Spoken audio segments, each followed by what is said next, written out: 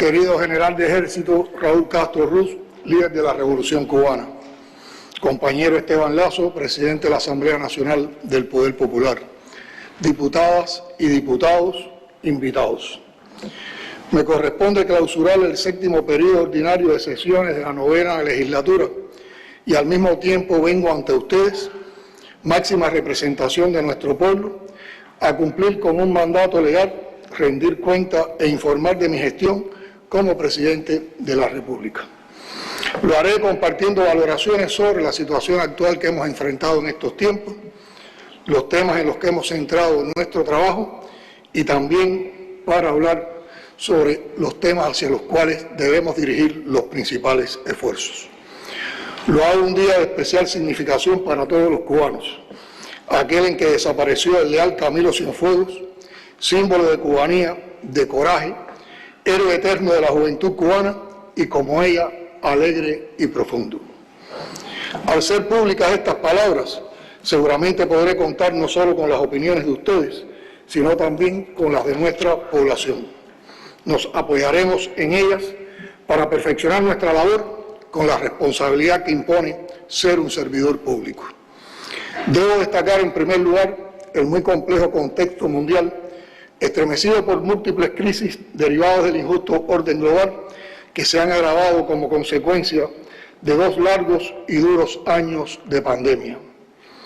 Hace menos de una semana, las muertes por COVID-19 en todo el mundo rondaban los 5 millones de personas y los contagiados sobrepasaban la cifra de 243.700.000. La Organización Mundial de la Salud estima que si se tiene en cuenta la sobremortalidad vinculada directa o indirectamente al nuevo coronavirus, el balance de la pandemia podría ser 2 o 3 veces más elevado de lo que afirman los registros oficiales. Pero el real impacto en todos los órdenes de la vida a nivel planetario está por conocerse. Lo que nadie pone en duda es su elevado costo para la economía mundial, ya desajustada por la prolongada prevalencia de patrones de consumo insostenibles que han ido estrechando cada vez más las zonas de lujo y confort, mientras se ensancha dramáticamente el mundo de los excluidos. Cuba, a pesar de estar dotada por la obra de justicia social de la Revolución de un sistema sanitario universal y gratuito, capaz de disponer de potencialidades científicas que en muy poco tiempo nos pusieron a la vanguardia mundial en la investigación y producción de vacunas, no ha podido escapar del golpe pandémico. Como se ha evaluado en las sesiones de esta Asamblea, desde 2019 la economía ha transitado por condiciones excepcionales. Los efectos combinados del recrudecimiento del bloqueo y el escalamiento de la pandemia provocaron que en este periodo el país dejara de percibir más de 3.000 millones de dólares en ingresos. Además, se han ejecutado significativos gastos en exceso al presupuesto para enfrentar la COVID-19, la protección de los trabajadores y de la población en general.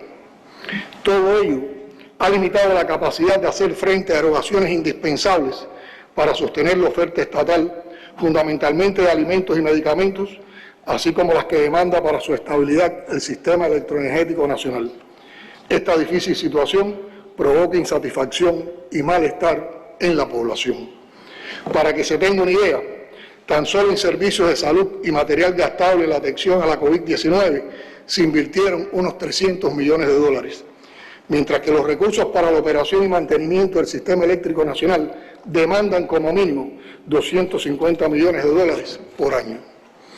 No haber ejecutado oportunamente los mantenimientos y no poder adquirir los recursos imprescindibles para la garantía del servicio eléctrico provocaron los molestos apagones que hemos venido sufriendo desde el 21 de junio.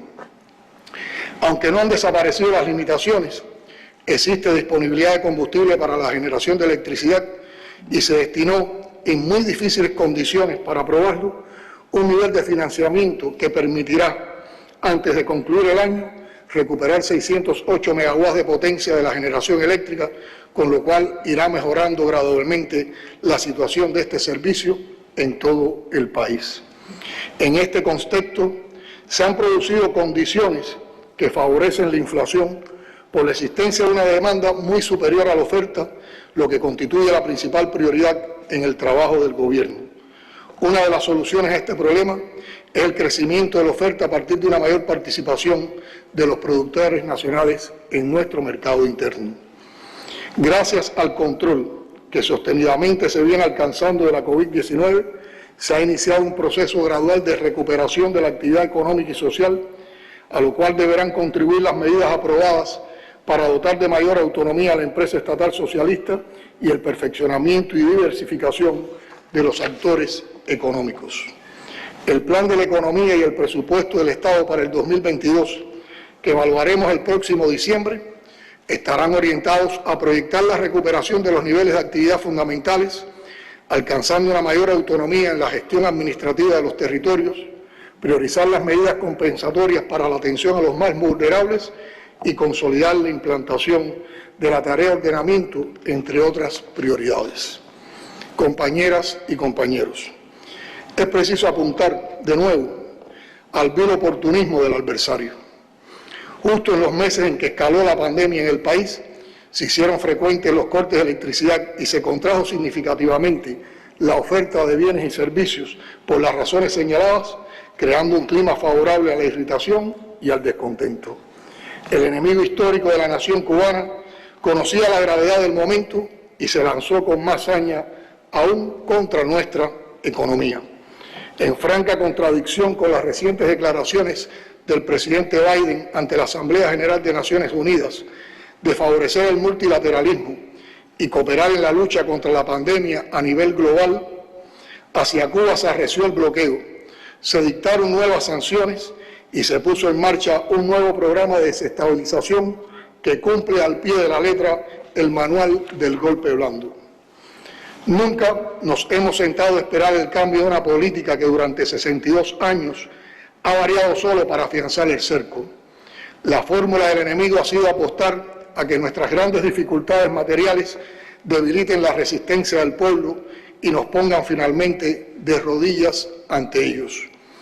Contra un proyecto socialista como el nuestro, no se descartan jamás las acciones violentas o bélicas, la invasión, la ocupación, pero se apuesta en primer lugar a la desmoralización, a la rendición.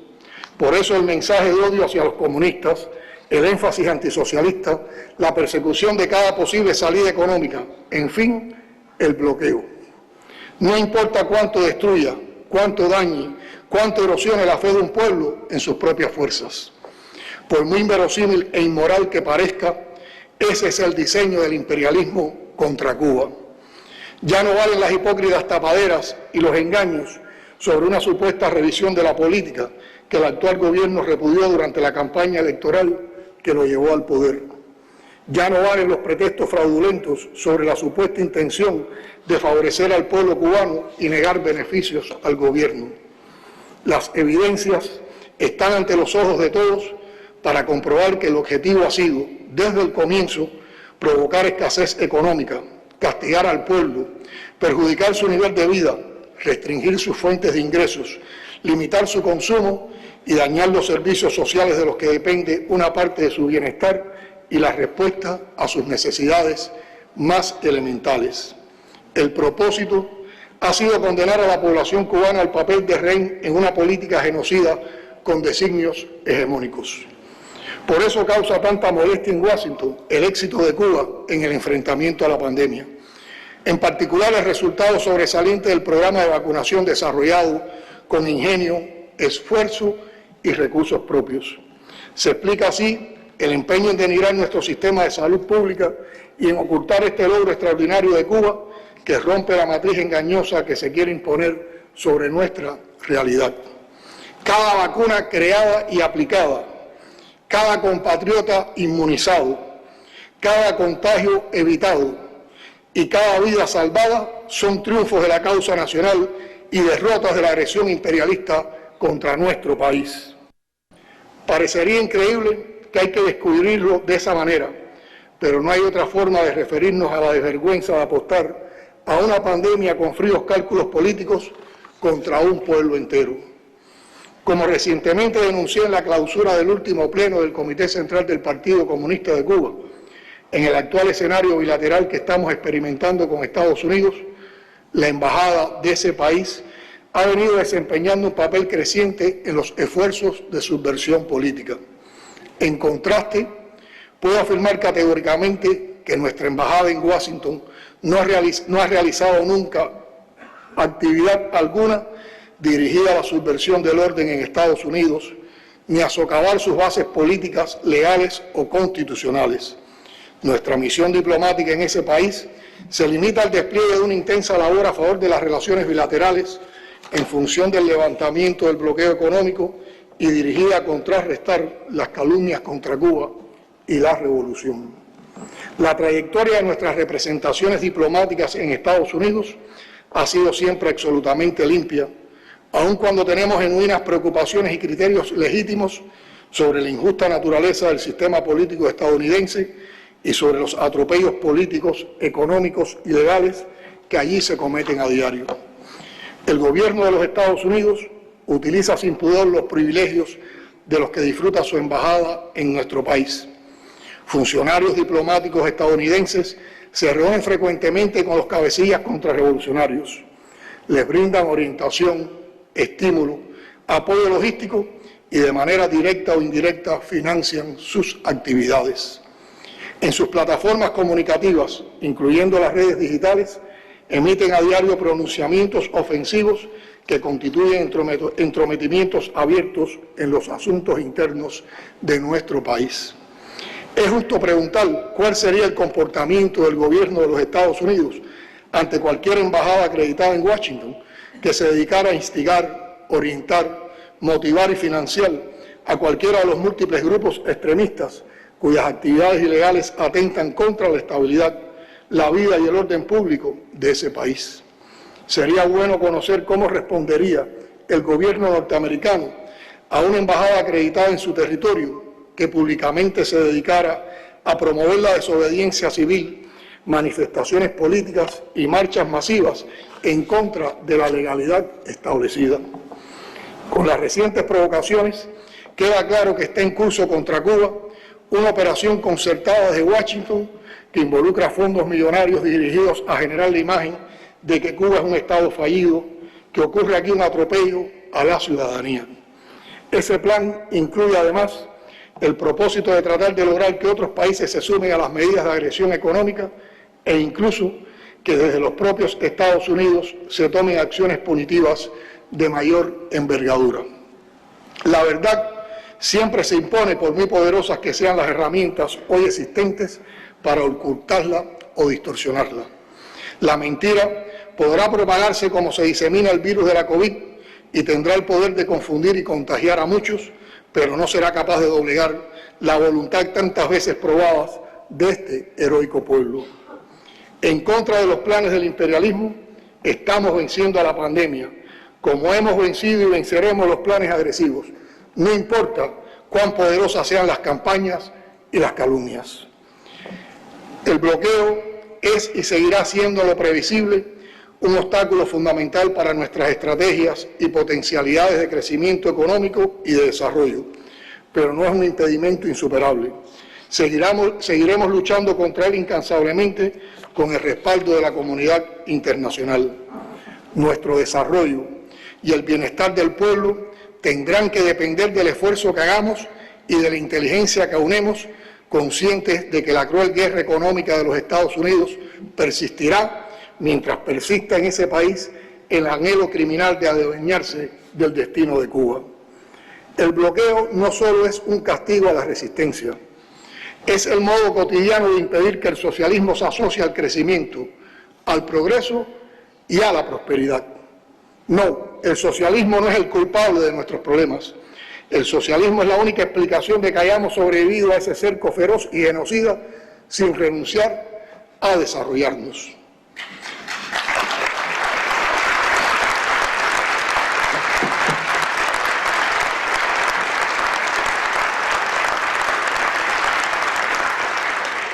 Como expresé hace unos días en el pleno de nuestro Comité Central, solo de nosotros depende la respuesta digna a ese inmerecido castigo. Nuestra originalidad está obligada a ser tan grande como la maldad de quienes intentan rendirnos. La revolución estaba y estará permanentemente desafiada a ser excepcional por la capacidad de su pueblo de resistir y crear. Gracias a nuestro sistema, a la integración de todas las fuerzas en pos de un objetivo, es decir, gracias a la unidad en torno al partido, Cuba tuvo respuestas inmediatas para la imprevista pandemia y al mismo tiempo para enfrentar la grosera profundización del bloqueo que nos dejó la administración Trump y que mantiene contra sus propias promesas el actual gobierno de Biden. La estrategia económica y social para el impulso de la economía y el enfrentamiento a la crisis mundial provocada por la COVID-19 fue la primera respuesta. Una estrategia que ajustó las proyecciones del país a los nuevos escenarios sin renunciar al programa de desarrollo hasta el 2030. Una respuesta revolucionaria por su flexibilidad y su capacidad de adaptarse a la complejidad de situaciones absolutamente nuevas e imprevisibles como la propia pandemia. Una respuesta apoyada en nuestras fortalezas y consciente de las limitaciones existentes. Impulsando el desarrollo de un sistema de gestión del gobierno basado en ciencia e innovación, hemos creado el Consejo Nacional de Innovación, cuya asesoría especializada impactará en la toma de decisiones y la solución de los problemas más apremiantes. Se han aprobado más de 60 medidas al estímulo a la producción y comercialización de alimentos y otras que buscan elevar la eficiencia de la empresa estatal, estimular la acción de los nuevos actores económicos a través de las llamadas MIPYMES, destrabar procesos y encadenar producciones, forman parte de un conjunto de acciones que complementan la estrategia económica y social.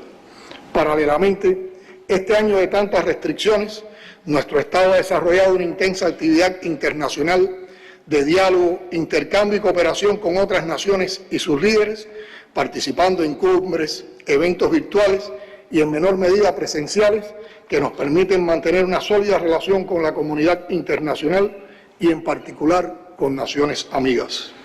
Como expresión de la invariable vocación solidaria de Cuba, reconocida con agradecimiento en todo el mundo, unas 57 brigadas médicas del contingente Henry Reef han enfrentado directamente a la COVID-19 en 40 naciones.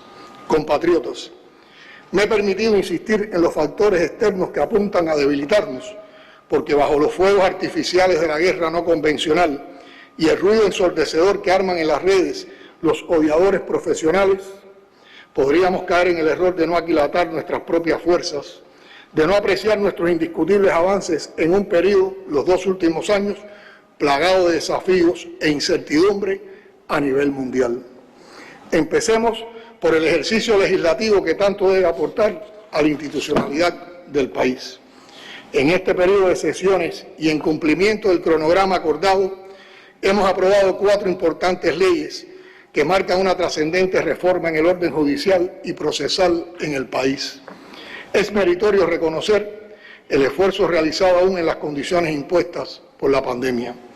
Estas normas desarrollan contenidos de la Constitución de la República y refuerzan las garantías y derechos de los ciudadanos en armonía con la sociedad en su conjunto. Han sido el fruto de un amplio y participativo proceso de creación normativa al que han contribuido directivos y especialistas de los tribunales, la Fiscalía, los bufetes colectivos y los profesores universitarios, además de consultarse con parte de nuestro pueblo. Esta práctica para el ejercicio legislativo tenemos que continuar perfeccionándola, de modo que cada ley que aprobemos sea el resultado del aporte de todos los que estén vinculados con el objeto de regulación y no falte, cuando corresponda, la consulta al pueblo por diversas vías. Las disposiciones normativas aprobadas sitúan al país en la vanguardia de las legislaciones en ese ámbito más avanzadas y modernas, con espíritu renovador, reafirman el acceso a la justicia para todos, amplían el debido proceso y con ello contribuyen a materializar el concepto de Estado socialista de derecho y de justicia social reconocido en el artículo 1 de la Carta Magna. La ley de los tribunales de justicia enaltece la función judicial en el país, reforzando la independencia de la judicatura y el papel de los jueces en la sociedad, ajustando su estructura y funcionamiento a las exigencias actuales. Reconoce principios esenciales para la función judicial como la supremacía constitucional, la imparcialidad, igualdad, gratuidad en el acceso a la justicia y la participación popular en este ámbito. El proceso penal, con la aprobación de la ley sobre esta materia, se dota de mayores garantías para todos los que en él intervienen. Son notables el reforzamiento de los derechos y garantías reconocidos en la Constitución y los tratados internacionales. Son novedosos el reconocimiento de las víctimas y perjudicados como sujetos procesales, las formas anticipadas de solución de los procesos, el tratamiento a las personas imputadas y acusadas con edades entre los 16 y 18 años. Significativa resulta la asistencia letrada desde el inicio del proceso, junto al control por los tribunales de la medida cautelar de prisión provisional en cualquier fase del proceso, cuestiones planteadas durante la consulta popular del texto constitucional. La ley del proceso administrativo, además de independizar por primera vez esta materia en el orden procesal, va a garantizar a la ciudadanía la posibilidad de reclamar en los tribunales derechos que consideran sido vulnerados por la administración pública, exigiendo para nuestros directivos y funcionarios un actuar más transparente y de apego a la ley. Por último, el Código de Procesos uniforma los procedimientos de actuación en materia civil, mercantil, de familia y del trabajo y la seguridad social. La norma refuerza la protección de las personas en situación de vulnerabilidad y establece medidas para hacer efectivo el cumplimiento de las decisiones judiciales, entre otras cuestiones relevantes. Las 4 leyes aprobadas presuponen un desafío para los operadores del sistema de justicia en el sentido de la necesidad de su capacitación y en garantizar su adecuada aplicación en salvaguarda de una justicia pronta y efectiva. Ratificamos la voluntad de continuar el cumplimiento del cronograma legislativo aprobado por este Parlamento y con ello desarrollando los contenidos de nuestra Constitución socialista. El 8º Congreso del Partido, celebrado en este difícil año, nos dejó valiosos debates y orientaciones fundamentales que son el referente y el mayor impulso a cuanto hacemos. En él se abordaron los problemas más desafiantes de nuestra realidad, los vacíos, las fallas en la comunicación, la necesidad de fomentar el diálogo, la participación y el control popular, la vida en nuestros barrios, la labor de las organizaciones de masas y sociales, la atención a los sectores vulnerables de la población, el conocimiento de las problemáticas e intereses juveniles. De los errores, rutinas y de la burocratización del trabajo en la comunidad, pero sobre todo de las dificultades que genera el bloqueo en la cotidianidad de todos los cubanos y de la alta sensibilidad política que demandaba la aplicación de la tarea de ordenamiento, se debatió fuerte en el Congreso de abril. En difíciles circunstancias se aplicó la tarea de ordenamiento, considerado un paso impostergable para el propósito de elevar la eficiencia empresarial, pero con efectos indeseados sobre la vida de los ciudadanos que hoy se expresan sobre todo en la dañina inflación. El viceprimer ministro Alejandro Gil explicó ampliamente en su intervención las causas y posibles soluciones de este problema. No voy a profundizar en ello, salvo para decir que somos conscientes de su gravedad y por eso la prioridad que les concede el Gobierno a su solución y la atención de las personas vulnerables. Varios elementos de su diseño inicial han sido rectificados tomando en cuenta los criterios del pueblo. No vamos a mentir diciendo que esto se resolverá de un plumazo. Solo puedo afirmar que la revolución nunca hará nada al margen de los intereses y demandas del pueblo. Y les expreso mi confianza en que también venceremos este reto como hemos vencido otros aparentemente insuperables.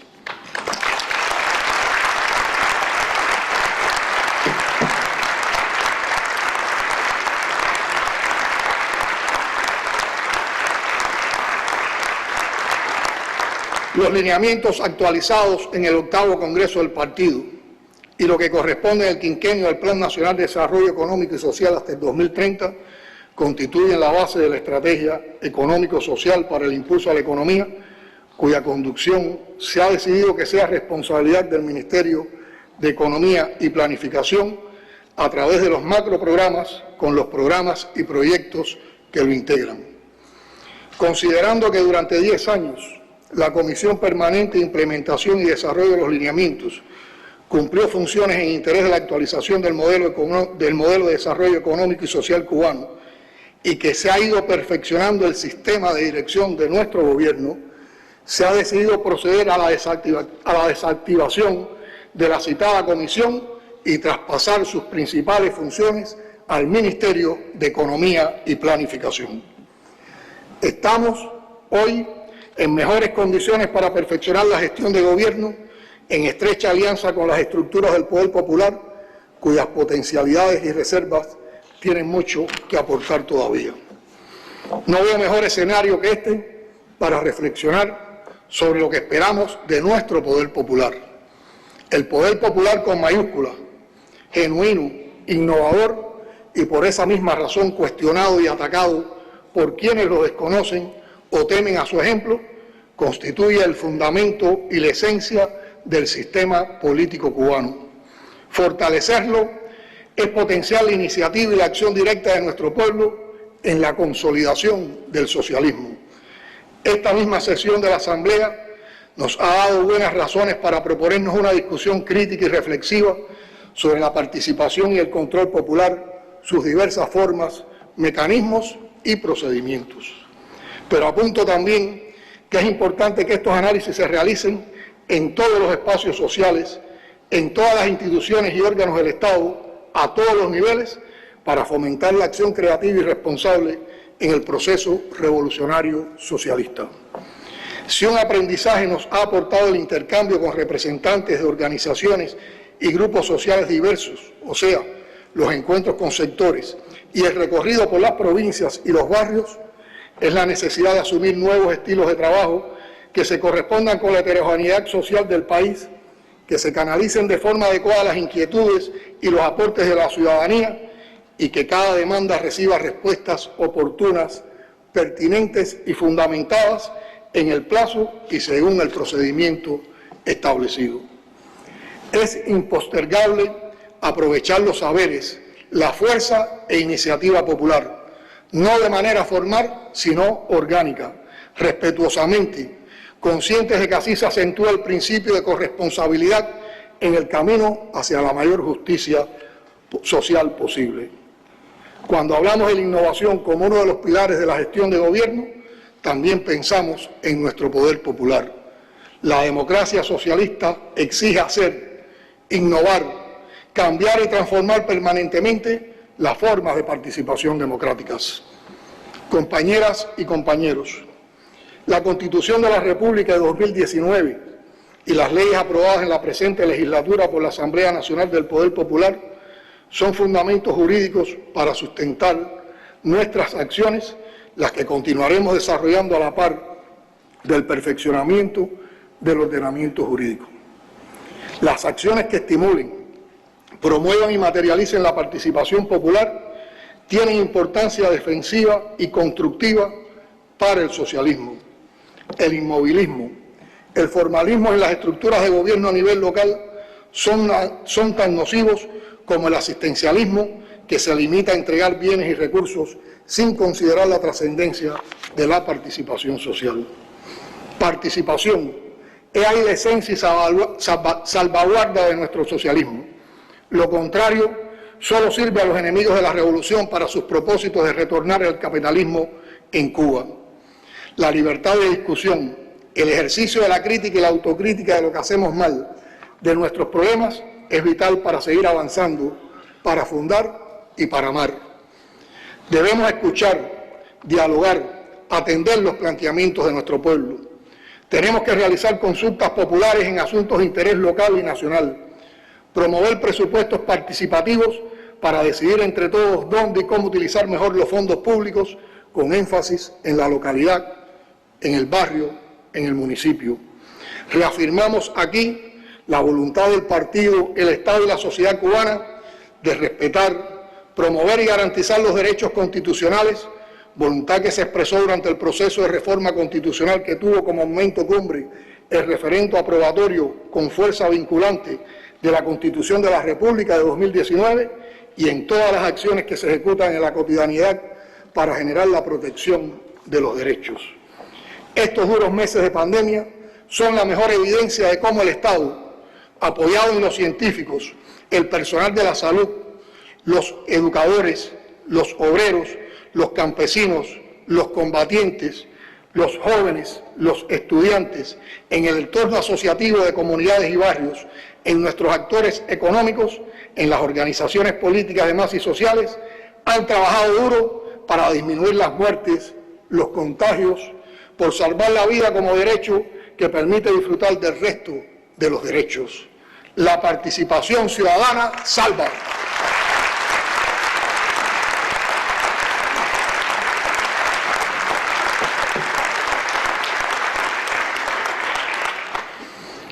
Los protagonistas del proceso son los que construyen la sagrada unidad, los que desarrollan la capacidad de resistencia de la nación, los guardianes de la dignidad, nuestro pueblo. Cuando avanzamos en la vacunación masiva, prestando especial atención a las niñas, niños y adolescentes, mostramos nuestro compromiso en la protección integral de los derechos de la infancia y la adolescencia en Cuba. Esa acción, no por cotidiana, deja de ser extraordinaria. Apostamos por reconocer y avanzar en la garantía de los derechos de las familias, desarrollando los principios de pluralidad familiar, diversidad, el de igualdad y no discriminación. Ahí está como resultado de esa voluntad el anteproyecto del Código de las Familias, sólido, robusto, que se fundamenta en la dignidad humana como valor supremo, que sustenta el reconocimiento y ejercicio de los deberes y derechos. Estamos convencidos de que mediante los procesos de consulta especializada, de consulta popular y debates en la Asamblea Nacional del Poder Popular, en ejercicio del derecho a la participación, llegaremos al referendo legislativo con un proyecto de Código de las Familias que pondrá a Cuba entre los países más avanzados del mundo en materia familiar, a favor de las niñas, niños, adolescentes, jóvenes, adultos mayores y personas en situación de vulnerabilidad. Estos son solo algunos ejemplos. Podemos citar también el Programa Nacional para el Adelanto de la Mujer, el Programa Nacional contra el Racismo y la Discriminación Racial, el Decreto Ley sobre la Maternidad de la Trabajadora, entre otros, que demuestran que la revolución respeta, promueve y garantiza derechos.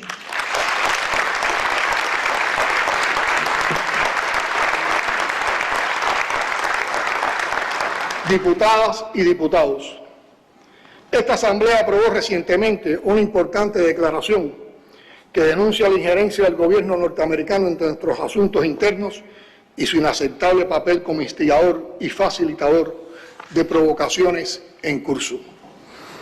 En esta misma sala, donde se discutió largamente hasta su aprobación la Constitución de la República de 2019, no puedo dejar de referirme a los intentos sutiles o desembosados con que los adversarios de la revolución, muchos de los cuales atacaron el proceso que condujo a su aprobación, hoy pretenden servirse de los derechos que otorga para destruir la obra que esa propia Constitución defiende y protege. Conforme al artículo 56 de la Carta Magna, los derechos de reunión, manifestación y asociación con fines lícitos y pacíficos se reconocen por el Estado siempre que se ejerzan con respeto al orden público y el acatamiento a las preceptivas establecidas en la ley. El ejercicio de los derechos implica el cumplimiento de deberes, entre ellos el respeto al orden establecido en la Constitución, que es expresión del principio de soberanía popular. La ley de leyes no puede ser interpretada a conveniencia, mucho menos en interés de aquellos que son los primeros en no respetarla. La Constitución, como establece el artículo 7, es la norma jurídica suprema del Estado. Todos están obligados a cumplirla. Las disposiciones y actos de los órganos del Estado, sus directivos, funcionarios y empleados, así como de las organizaciones, las entidades y los individuos, se ajustan a lo que ésta dispone. Nuestra Constitución consagra los principios de independencia y soberanía de los pueblos, reconoce el derecho a la libre determinación expresado en la libertad de elegir nuestro sistema político, económico, social y cultural, condena la intervención directa o indirecta en los asuntos internos o externos de cualquier Estado y, por tanto, la agresión armada, cualquier forma de coerción económico-política, los bloqueos unilaterales violatorios del derecho internacional u otro tipo de injerencia amenaza a la integridad de los Estados. Los derechos no son ilimitados. Sus límites están previstos también en la Constitución. Son los derechos de los demás, la seguridad colectiva, el bienestar general, el respeto al orden público, a la Constitución y a las leyes. Una manifestación deja de ser pacífica en el momento en que los participantes acudan a ella con la intención de alterar la normalidad de la vida comunitaria, la paz social, con la pretensión de subvertir el orden constitucional y posicionarse como discrepancia al socialismo, y más aún cuando todo ello se hace siguiendo un guión conectado con los intereses políticos de un gobierno extranjero que mantiene hace 6 décadas una guerra económica contra nuestro país. Compañeras y compañeros, quiero agradecer de modo particular a nuestra comunidad científica convocada a facilitarnos las herramientas que solo la ciencia puede y debe aportar a los procesos económicos y sociales en esta época. Gracias a la visionaria política de impulso a las ciencias de Fidel y a la continuidad que dio Raúl a esa obra, gracias al talento, la consagración y el compromiso con que se han formado varias generaciones de investigadores cubanos, nuestro gobierno ha podido enfrentar como ningún otro de América Latina y el tercer mundo la terrible amenaza de una pandemia. Cuando en el futuro más inmediato repasemos estos años, habrá que hablar en primer lugar del personal de la salud, de los creadores científicos y de la academia que se salió de las aulas para compartir saberes.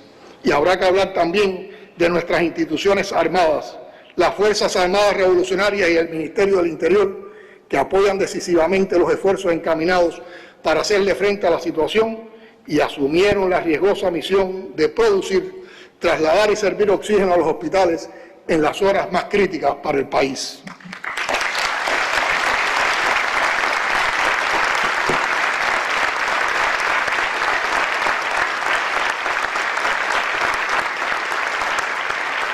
Debo reconocer igualmente al sistema empresarial de las Fuerzas Armadas Revolucionarias por su indispensable aporte a la economía de la nación, que nos ha permitido disponer de recursos fundamentales frente a las urgencias.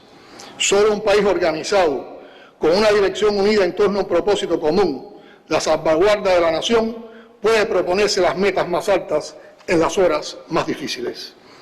A sabiendas de que nuestra nación bloqueada y sin recursos financieros disponibles no podría aspirar a proteger a su población de la amenaza de la pandemia, hace más de un año pedimos a nuestra comunidad científica una solución soberana para enfrentar la expansión de la enfermedad. Hoy somos el primer país de Latinoamérica con 3 vacunas y 2 candidatos vacunales en desarrollo y el primero en el mundo en comenzar la vacunación de su población infantil de 2 a 18 años. Por el camino atravesamos los duros golpes de picos de contagios, saturación de hospitales, crisis en la disponibilidad de camas y de oxígeno, las muy dolorosas muertes. Las tensiones se incrementaban con las fallas en las plantas eléctricas, la escasa disponibilidad de medicamentos y alimentos. La jauría anticubana, calculando próximo nuestro fin, se nos tiró al cuello con demandas de intervención humanitaria y hasta de invasión militar. Ni se molestaron en mirar en la historia cómo han terminado las naciones, entre comillas, salvadas por las tropas yanquis o de la OTAN, apenas en este siglo. El pueblo cubano sí lo sabe, está informado, y los hombres y mujeres de bien en el mundo también lo conocen. Con esa conciencia se organizó una cadena solidaria de donaciones que aún llegan a Cuba. En las últimas semanas han bajado significativamente las cifras de contagiados y fallecidos. Los estudiantes se preparan para regresar a las aulas y el país se dispone a abrir fronteras para oxigenar la economía. Dan ganas de celebrar por nuestros niños, nuestros médicos, nuestros científicos, nuestras vacunas, nuestro pueblo. Por Fidel, que vuelve una vez y otra, porque vuelve una y otra vez en cada obra suya de legítima fe en los seres humanos que salvan vidas e iluminan el horizonte.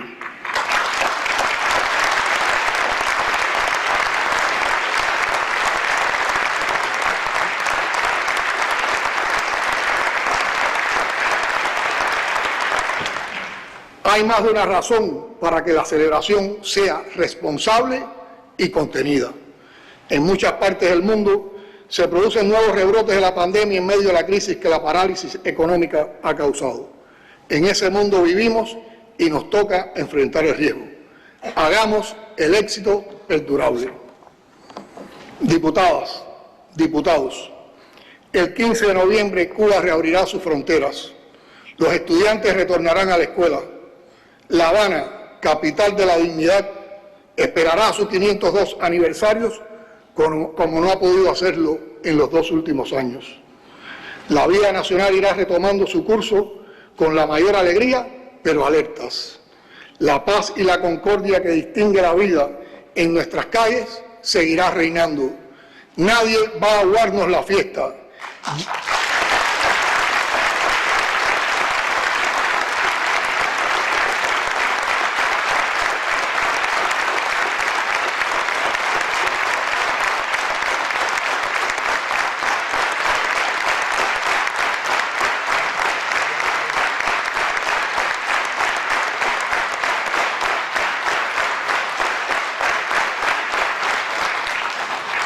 Ya estamos vacunados contra la COVID y contra el miedo lo hemos estado siempre.